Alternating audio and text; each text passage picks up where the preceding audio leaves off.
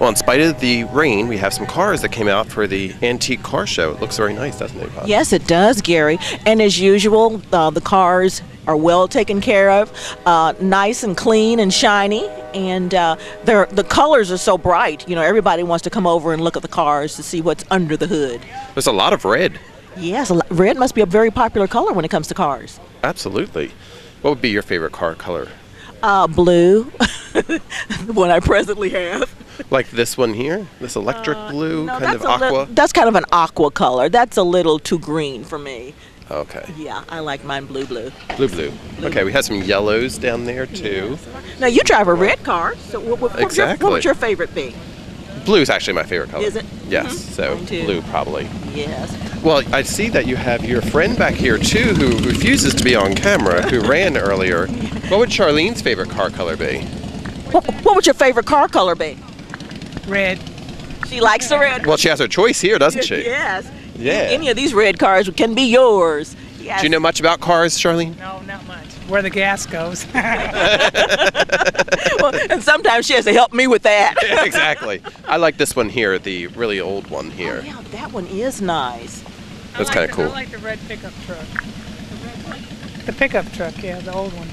Oh, the red pickup truck. Oh, the red Chevy pickup truck. She likes that. Okay. She even knows the model or make, Chevy. Huh. Oh, okay. What was your first hint? Well, She's smart. Yeah, these guys are very helpful. They put the make and model on the front of the cars sometimes. Yeah, so that's what the emblem means. Yes, indeed. So you won't have any problem at all figuring out what it is. Exactly. We've got quite a few. There's a bright yellow truck down there, too. You know? Yes. Yeah. Now, that's nice, I guess. Be seen in that. Yeah, we have a lot of people here, too. And actually, we have a car sneaking up here behind you, coming up to display, too. Yeah. Oh, no, that's a pretty aqua color there. One behind you. Here we go. Yeah, Whiskey City Cruisers. Yes.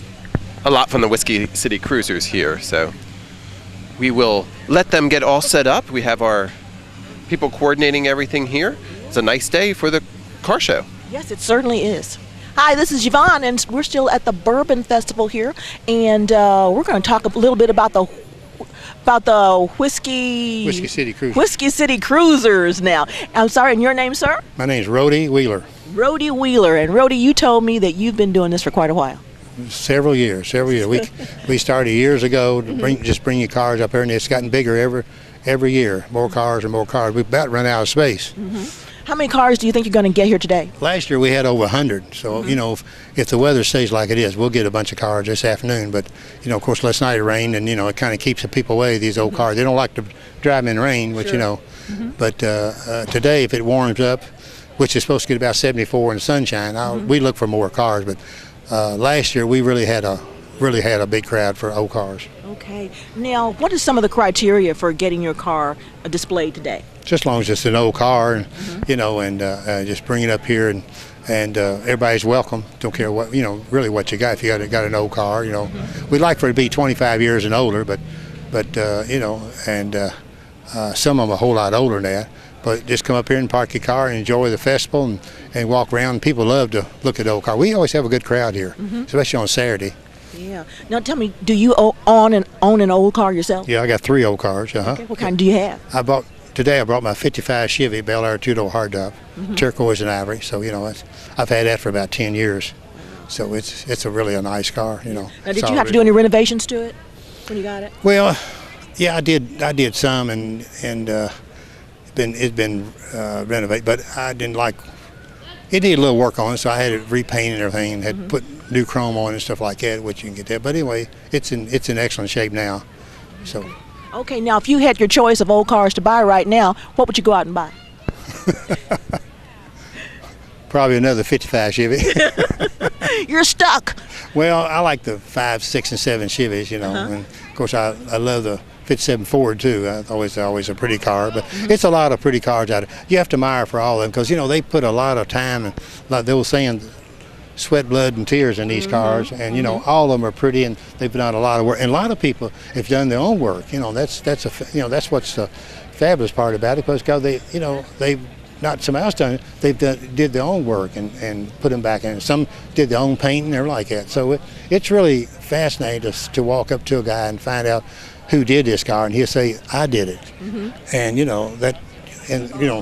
they don't have a college degree. They just got a good act, and I think that's really a good experience in itself. That's something that not everybody's got, and that some of these people have that here. That can paint a car and put it all back together and stuff like that. So that's I think a really big thing when you get around these old cars. Okay. Now, if I was going to go out and buy an old car today to get it in shape and to put it out here for everybody to see, what are some things I should be looking for? First thing, get a car that you like. Okay. That you like to drive, the color of it, and the model and the make of the car. Then make sure that it's already redone, because it's a lot cheaper to buy it already ready than to go out and fix it up, because you spend a lot of time. I got a 66 Super Sport Chevy convertible at home. Wow. It's red with white bucket seats. I've had it over Lebanon before, But anyway, that car, I bought that home in pieces, and I guess it took me. I've had about 20. I think it took me about 10 years to get it back on the road. So it takes a long time, So it's like there's a lot of sweat, blood, and tears. But you go out to these junkyards and get these old rusty pieces and bring them back and sand them off and paint them and and bring them back to life. But it's a lot of work, and it takes a lot of time, really. Well, listen, I want to tell you that these cars out here today are beautiful. Oh, we got some beautiful cars out here. Yes, indeed. Really have, We got one of the first Model Ts there, 1903, right over there. That's the first Ford put out, That's a very, that's really rare. That thing is old. It would be 110 years old, wouldn't it? 1903, wouldn't it be? Yes, that's a pretty old car. Now, I know I'm going to expect to see you next weekend over in Lebanon. Oh yeah, if the weather permits, I'll be over there. Yes, Okay. Are you going to be bringing the same car, or are you going to bring something different? I'll probably bring the 55 over, because it's a hard job. The convertible might not be warm enough for that, but I'll probably bring the 55 over. So it's a good road car, drive out on the road, So I'll probably bring that.